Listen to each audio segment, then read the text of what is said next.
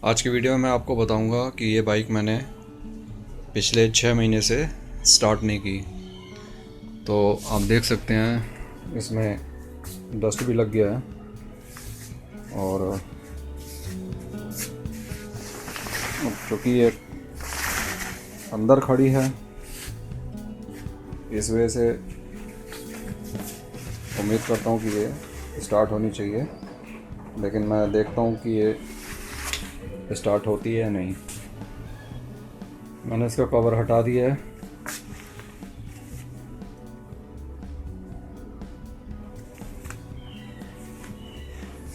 यदि आपके पास इस तरह की कोई बाइक है जो काफ़ी टाइम से नहीं चली है और उसका फ्यूल टैंक सूख चुका है और आपने बहुत टाइम बाद चलाने की कोशिश की, तो सबसे पहले आप ये जांच लीजिए कि उसमें कोई जंग या कचरा नहीं हो।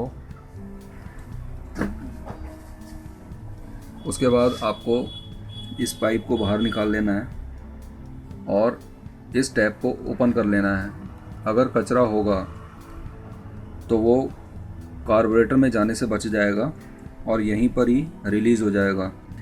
तो जितना भी फ्यूल कचरे वाला होगा थोड़ा बहुत यहाँ निकल जाएगा। अब चूँकि मेरी बाइक में कचरा नहीं था तो मैंने इसके कैप को खोल लिया था, सिर्फ कैप में ही थोड़ा बहुत था, तो मैंने इसकी सफाई कर ली, जो कि मैं आगे की वीडियो में आपको दिखा दूंगा। इसको आप किसी भी प्लास से खोल सकते हैं। इसके अलावा आपको इसके फ्यूल के संचालन के बारे में भी पता होना चाहिए कि सबसे पहले आपका जो फ्यूल है आपके कंट्रोल में इस टैप पर आता है। आप यहाँ से इसको बंद कर सकते हैं। उसके बाद ये इस पाइप के ज़रिए फ़िल्टर में जाता है, फ़िल्टर से प्योरीफाई होकर के ये कार्बोरेटर में जाता है। कार्बोरेटर में 2T ऑयल के द्वारा मिक्स होकर के ये इंजन में चला जाता है। तो इस प्रोसेस से ये काम करता है। यदि इसके रास्ते में कोई भी ब्लॉकेज होगी तो उसका परिणाम ये होगा कि आपकी बाइक कहीं पर भी आपको परेशान कर सकती है। तो सर्विस कराते वक्त इसकी ब्लॉकेज का ध्यान रखें। पूरा सफाई अच्छे से करा लेनी चाहिए। कार्बोरेटर भी उसी सफाई में ही आता है जिसकी सर्विस टाइम से होनी चाहिए। इसके अलावा स्टार्टिंग प्रॉब्लम में एक अन्य बात और भी है। यहाँ पे इसको ओपन करके आपने ये देखना है कि इधर स्पार्क आ रहा है या नहीं। ग्राउंड में लगा के इसको प्रॉपरली टाइट लगाना है और ज़्यादा स्टार्टिंग में प्रॉब्लम करे तो इसको स्पार्क प्लग को खोल के भी आपको देखना है, इसके गैप को चेक करना है। इन सब बातों को ध्यान रख कर के आप देखेंगे कि आपकी बाइक कभी भी आपको परेशान नहीं करेगी यदि आप इस मेथड को फॉलो करते हैं। और यहाँ मैं छोटी सी बात आपको ये भी बता दूँ, ये पाइप मैंने बीच में चेंज भी किया है। यहाँ मैंने एक ट्रांसपेरेंट पाइप लगा के आपको दिखाया है कि फ्यूल का फ्लो यहाँ से होता हुआ वहाँ जा रहा है। उसके बाद मैंने ये पाइप दोबारा लगाई क्योंकि ये पाइप 6-8 महीने में ख़राब हो जाती है।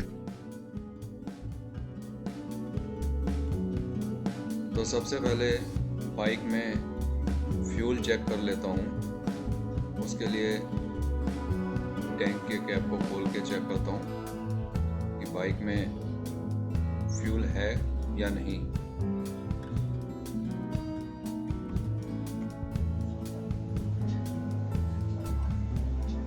जैसा कि देख पा रहे हैं कि अंदर फ्यूल ख़त्म है।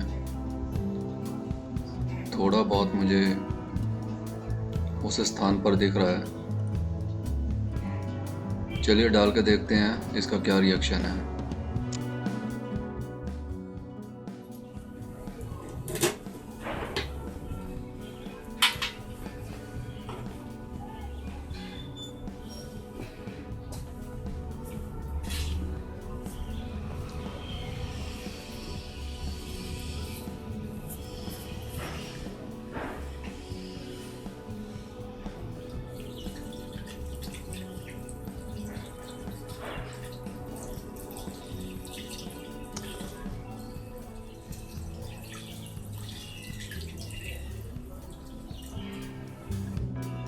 मैंने लगभग आधा लीटर पेट्रोल इसके टैंक में डाल दिया है और मैं थोड़ी देर वेट करूँगा ताकि फ्यूल कार्बोरेटर तक अच्छे से पहुँच जाए और उसके बाद देखते हैं ये क्या रिएक्ट करती है।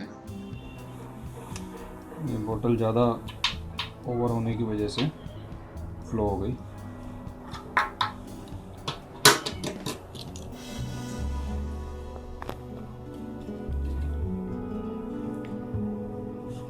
तो हम 2-4 मिनट वेट करेंगे ताकि पेट्रोल नीचे तक चला जाए और उसके बाद इसको स्टार्ट करके देखते हैं। जैसे कि आप देख पा रहे हैं, ये मैंने पेट्रोल के टी की कैप उतार लिया है। इसमें ये देखिए, ये बहुत महीन महीन डस्ट पार्टिकल्स हैं। ये देखिए, ये डस्ट पार्टिकल्स हैं और ये सब पेट्रोल से ही आते हैं। ये देखिए, ये हमें साफ़ करते रहना चाहिए। इस कैप के अंदर ये जम जाते हैं। ये कैप इसीलिए दे रखी होती है और अगर आपने ये साफ़ नहीं किया और इसकी मात्रा यदि ज़्यादा हुई तो धीरे धीरे ये आपके कार्बोरेटर को भी जाम कर देगा। तो आप ये अच्छे से क्लीन कर लीजिए पूरी तरह से। ये आपके रूटीन वर्क में हर 3 महीने के बाद एक बार होता ही रहना चाहिए। काफ़ी हद तक ये मैंने स्क्रू ड्राइवर से साफ़ कर दिया। देखिए, ये कचरा है जो पेट्रोल के साथ हमारे कैप में आ जाता है। ये रोकने के लिए होता है और ये फ़िल्टर में जा सकता था।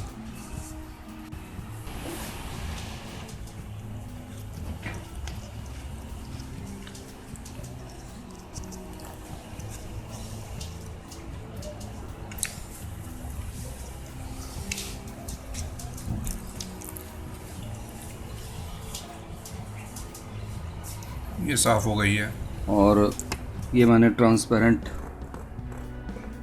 पेट्रोल पाइप लगाई है। इसको काट के इसमें से आप देख सकते हैं कि इसमें पेट्रोल जा रहा है। ये देखिए, वो जा रहा,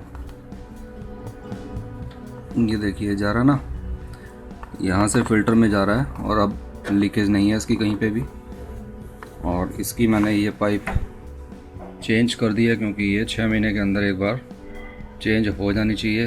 ये सीज़न में हार्ड हो जाती है और कट जाती है। ये देखिए, ये कटी हुई। ये दोबारा से मैंने इसकी ओरिजिनल पाइप लगाने का निर्णय किया है क्योंकि मैंने पहले वाली पाइप को आपको पेट्रोल से क्रॉस करते हुए दिखाया था और मैं इसको ओरिजिनली नई पाइप लगा के रख रहा हूँ। अगर ये टाइट है तो आप मेरी तरह एक बूंद लुब्रिकेंट ऑयल का यूज़ कर सकते हैं। यहाँ आपको इस बात का भी ध्यान रखना है कि यदि अगर आप बाइक बहुत टाइम बाद चलाएंगे तो इसके इंजन में और साइलेंसर में जमा हुआ काफ़ी दिनों का जो ऑयल है वो हीट होने पर बहुत धुआं करेगा। आपको लगभग 2-3 बारी गाड़ी स्टार्ट भी करनी पड़ेगी। हो सकता है 8 से 10 मिनट आपको वेट करना पड़े इसको निरंतर चलाने के लिए। तो जब तक ये कंटिन्यू इंजन स्टार्ट नहीं रखती तब तक आपको इसको स्टार्ट करते रहना है और उसके बाद एक बार नॉर्मल आने पर ये अपने आप कंटिन्यू स्टार्ट रहेगी। ये इसकी विशेषता है। और यहाँ पर मेरा ये थोड़ा सा लूज़ हो गया है जिससे कि मेरे को टाइट करने का टाइम नहीं मिला, तो मैं इसको आगे टाइट करूँगा। ये मेरे को स्टार्टिंग में कुछ दिक्कत दे रहा था, बार बार हिलता था। तो देखिए आगे की वीडियो में कि बाइक को किस तरह से स्टार्ट किया जाता है। तो चलिए देखते हैं अब ये स्टार्ट करने में क्या स्टेटस दिखाती है। मैंने इसको चौक दिया है, रिवर्ट मार रही है।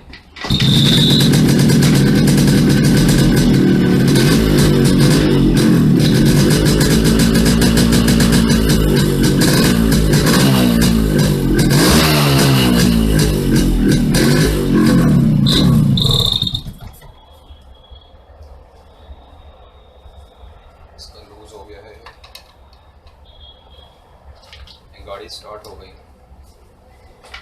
इसको कंटिन्यू स्टार्ट कर रहा हूँ।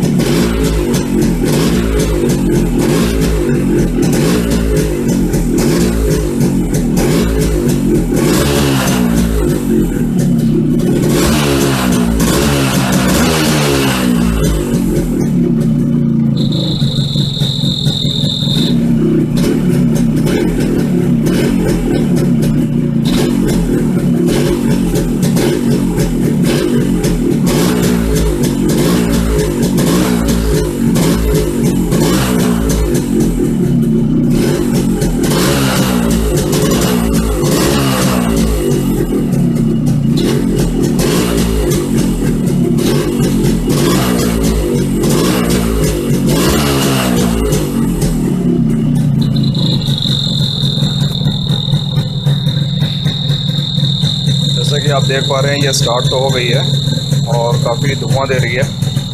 थोड़े टाइम तक मेरे को इसको स्टार्ट करके रखना पड़ेगा ताकि ये गर्म हो जाए। और इसकी ये बैटरी थोड़ा लो है, इस वजह से बजर इसका आवाज़ कर रहा है।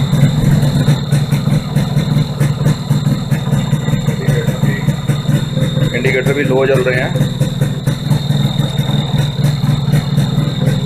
इसका नाम यामाहा RX 100 है। सिर्फ यही एक बाइक है जो इतने टाइम के बाद भी स्टार्ट हो जाती है। और आशा करता हूँ ये आपको वीडियो पसंद आएगी और आप भी इस तरह से अपनी बाइक की मेंटेनेंस को ध्यान में रखते हुए काम करेंगे। इस वीडियो को देखने के लिए धन्यवाद।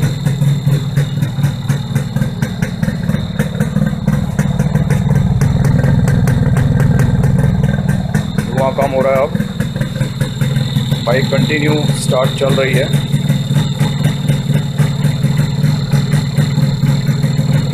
और काफ़ी टाइम तक खड़े होने के बावजूद इसको स्टार्ट करते रहना चाहिए। मंथ में कम से कम एक बार। मैंने ये बाइक 6 महीने बाद और 6 से भी ज़्यादा हो सकता है 7 या 8 महीने बाद स्टार्ट की है।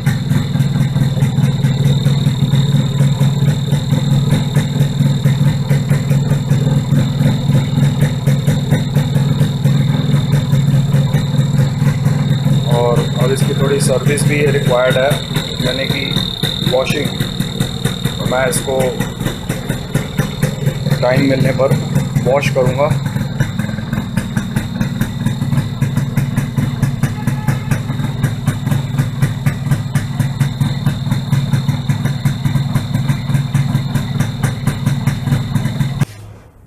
मैंने इसके फ्लैशर का कनेक्शन हटा दिया है क्योंकि वो लो बैटरी के कारण शोर मचा रहा था और बीच में डिस्टर्बेंस दे रहा था। तो अब मैं इसको स्टार्ट करके दिखाता हूँ।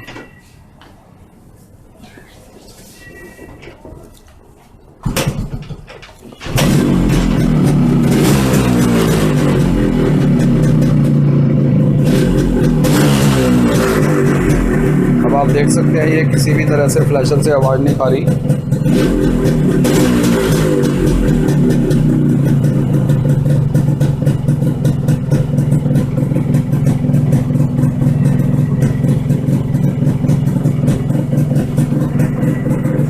अब आप देख सकते हैं कि इसमें किसी भी तरह से फ्लैशर की कोई डिस्टर्बेंस नहीं आ रही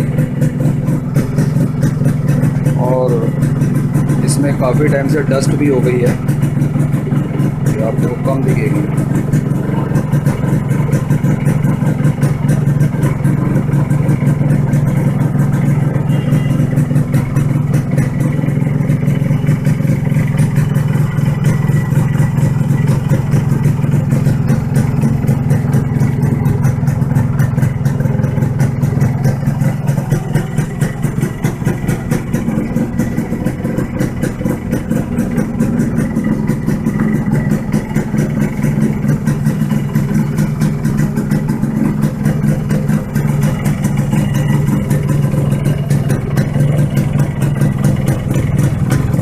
देखिए काफ़ी डस्ट आ रही है।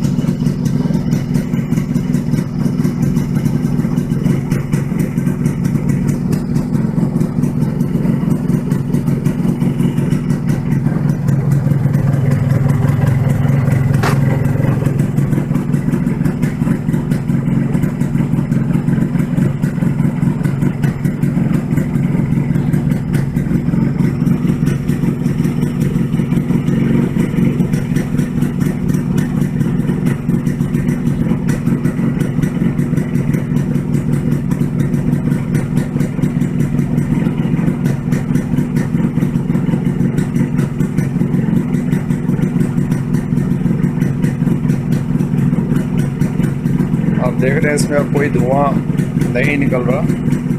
काफ़ी टाइम के बाद चलाने पर ये धुआं देती है, लेकिन नॉर्मल रूटीन के आने के बाद इसमें पॉल्यूशन बहुत कम के बराबर ही है।